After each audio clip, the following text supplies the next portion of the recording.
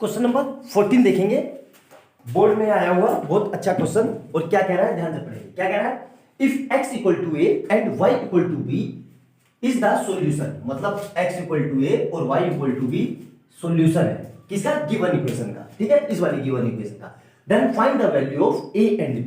अच्छे समझ में आया क्वेश्चन, समझ में आया क्या कह रहा है।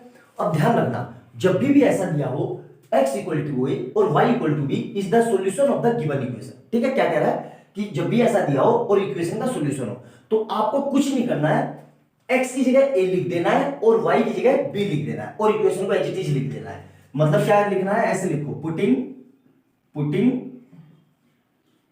x equal to a and y equal to b in both given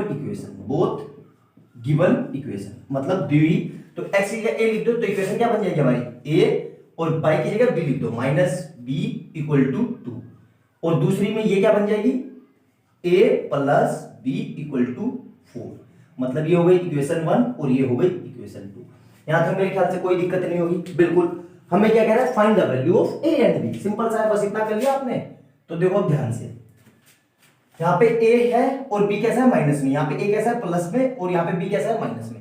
तो जब भी ऐसा दिया हुआ कोई एक प्लस एक माइनस एक प्लस एक माइनस, तो सिंपल सा जोड़ दो दोनों इक्वेशन को, मतलब ऐड कर दो तो मतलब LHS के साथ LHS और RHS के साथ RHS। तो कैसे लिखेंगे कि एडिंग इक्वेशन 1 एंड 2। ठीक है, 1 और 2 को ऐड कर दो। तो कैसे करेंगे, देखो इसको लिखो a माइनस b ब्रैकेट में, प्लस ऐड का ये साइन होता है और प्लस में a प्लस b, कोई दिक्कत नहीं आता, इक्वल टू, और यहां पे क्या होगा 2 प्लस 4। कई बच्चे कहेंगे कि सर ऐसे भी तो डायरेक्ट कर सकते हैं, बिल्कुल कर सकते हो यार, लेकिन कई बच्चों को ऐसे समझ में नहीं आता, इसलिए बिल्कुल लेमन लैंग्वेज में बता रहा हूं। वैसे भी कर सकते हो आप सीधा कि मतलब इससे इसको काट दो तो 2a equal to 6 a equal to 3, बिल्कुल उससे भी हो जाएगा। लेकिन इससे करो, इससे कभी आपसे गलती नहीं होगी। तो देखो a माइनस b ऐसे रहा, अब प्लस की मल्टीप्लाई a से, तो प्लस का a और प्लस माइनस ओ प्लस प्लस प्लस प्लस का b इक्वल टू कितना आ जाएगा 6। तो यहां देखो ये माइनस का भी है और ये प्लस का भी है, दोनों कट गए। तो यहां से 2a इक्वल टू कितना आ गया 6, मतलब a इक्वल टू 6 अपॉन 2 मतलब 3। तो a की वैल्यू कितनी आ गई, a इक्वल टू 3। यहां तक समझ में आ गया। हमसे ये पूछा था फाइंड a एंड b। अब a की वैल्यू इक्वेशन में पुट कर दो, कौन सी इक्वेशन में, किसी में भी पुट कर दो। तो ये मैं इरेज कर दे रहा हूं मैं, ठीक है, ये लिख लिया होगा आपने, ये भी इरेज कर दे रहा हूं, ठीक है, इक्वेशन को। तो ऐसे लिखो, putting value of a in equation 1। Equation 1 क्या थी हमारी, मतलब a minus b equal to 2। तो a की जगह कितना रखना है 3, तो 3 माइनस b इक्वल टू 2। तो ठीक है, अब देखो यहां इसमें भी बच्चे गलती कर देते हैं, ठीक है, इसमें भी बच्चे गलती कर देते हैं। b को ले जाओ इधर, तो क्या लिखेंगे 3, अब यहां कुछ नहीं बचा तो 2 और माइनस का उधर जाके प्लस का b, ठीक है। लेकिन हमें तो b निकालना है, तो अब 2 को ले आओ इधर, तो क्या हो जाएगा, ध्यान से देखो, तो ये कितना हो जाएगा 3, और जब इधर से आता है तो माइनस का हो जाता है 2 इक्वल टू b।